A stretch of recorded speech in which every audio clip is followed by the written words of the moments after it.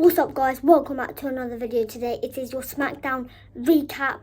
SmackDown was in Saudi Arabia tonight. It was a 6 PM start in the United Kingdom, so we get to post early straight after the show. Let's get in.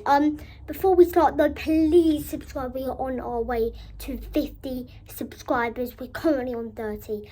We need to hit that 50 mark by Saturday night's main event. It's in 3 weeks' time. Can we get to 50 by then? That is my challenge that I'm setting you, the viewers at home. So please do not forget to subscribe.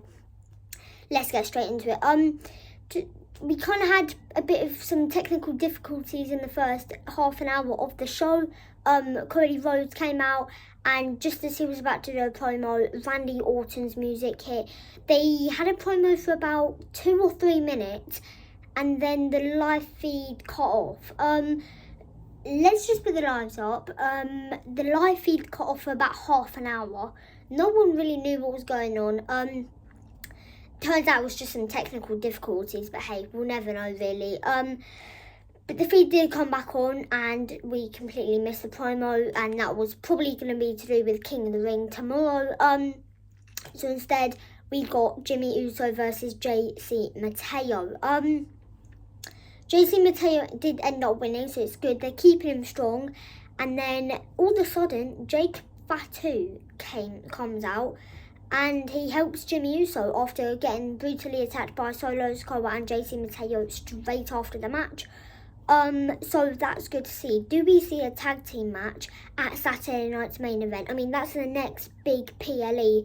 So I could actually see Jacob Fatu and Jimmy Uso versus Sikoa and JC Mateo. But my question is, where's Tama Tonga? Where's Tonga Loa? Where are they? Where are they when all of this is going on? I believe they're injured, but I'm not entirely sure. Then the second match of the night was Zelina Vega versus Giulia. For the United States Championship, and yes, Giulia won. That is a crown right there. Giulia just come from NXT on SmackDown and is already United States Champion. Now, what can we expect from this win? We can expect that Tiffany Stratton or Roxanne Perez, who both recently came up from NXT to Monday Night Raw, could win the Intercontinental Championship. Becky Lynch is currently the Intercontinental Champion. So do we see her putting over Tiffany Stratton or Roxanne Perez in the next couple of weeks or in the next couple of months? I think so. I think Tiffany Stratton is a perfect women's Intercontinental Champion. So yeah, that's just my overall thought. But then we had Wade Barrett in the ring. He interviewed Jade Cargill and Asuka both at the same time in the ring, with Jade Cargill starting off the promo and then obviously Asuka ending it. And then Naomi came out and was doing a bit of a promo as well, talking about them, saying that she's the Money in the Bank winner, so she has total control regardless on who wins tomorrow in the Queen of the Ring. Then Jade Cargill attacked Naomi, and then Asuka kind of followed along and attacked Jade Cargill.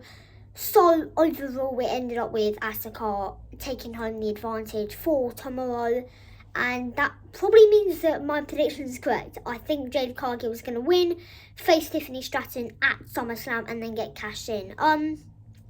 I think I'm pretty much accurate now, seeing as Asuka got the advantage going into Night of Champions. Then we had DIY versus Andrade and a special guest, not a special guest, but like a mystery tag team partner. That indeed was Rey Fenix. What a match that was, and Andrade and Rey Fenix came away with the win. So yeah, that was good. And then not Rey Fenix, R-Truth came into the ring and did a promo talking about how he wanted to challenge John Cena for the 3rd time now this year. But Alesteir Black quickly hit him with a black mass. Do we see this match happen on Monday Night Raw? Are they going to wait till Saturday night's main event? I reckon they would. I think that's a worthy match, you know. Then we had the Street Profits versus the Wyatt Sicks. I thought the Wyatt Sicks were going to win, but turns out they didn't. Street Profits won by disqualification. all the other tag teams kind of came like ringside, and then all of a sudden just a complete brawl out happened. Also, fun fact, Los Garza, so the people from Legado del Fantasma, are actually AAA tag team champions. They won it 2 weeks ago, so that's interesting news. But otherwise not much there. So then we go to our main event, which is Nia Jax versus Tiffany Stratton, last woman standing. We saw Naomi again. She tried to cash in and it failed. And Tiffany Stratton did end up winning, so it's good to see. And again, I think my prediction is going to be correct. I stand by it. Jade Cargill, Tiffany Stratton, and then Naomi cashes in. It's the only way it works, to keep on that rivalry going and to have Tiffany Stratton lose. So it's kind of perfect. It's a win-win scenario. And then in our main event, we had John Cena and CM Punk face off. And oh my days, if you thought the pipe bomb was good, then this promo was even better. So John Cena came out first, did a promo, and then all of a sudden you hear John Cena's old theme song when he was like that gangster rapper stuff. And he came out as Punk Life, and he was all like dressed up like a gangster. My bad there, just some technical difficulties, but hey, as I was saying a minute ago, you know, CM Punk came out as Punk Life, kind of like a gangster character. It was one of the greatest promos I've ever watched, so for that reason we are giving it a crown. CM Punk, let's be honest, he had the advantage going in to Night of Champions, so does that mean that we see John Cena retain at Night of Champions? Find out in my Night of Champions predictions. Also, we're going to look back at our Night of Champions match card predictions, so make sure you go check that out as well. But otherwise, that is all I have time for today. Please do not forget to subscribe. We are on the road to 50 subscribers. I hope you enjoyed the show, and I will see you in another video.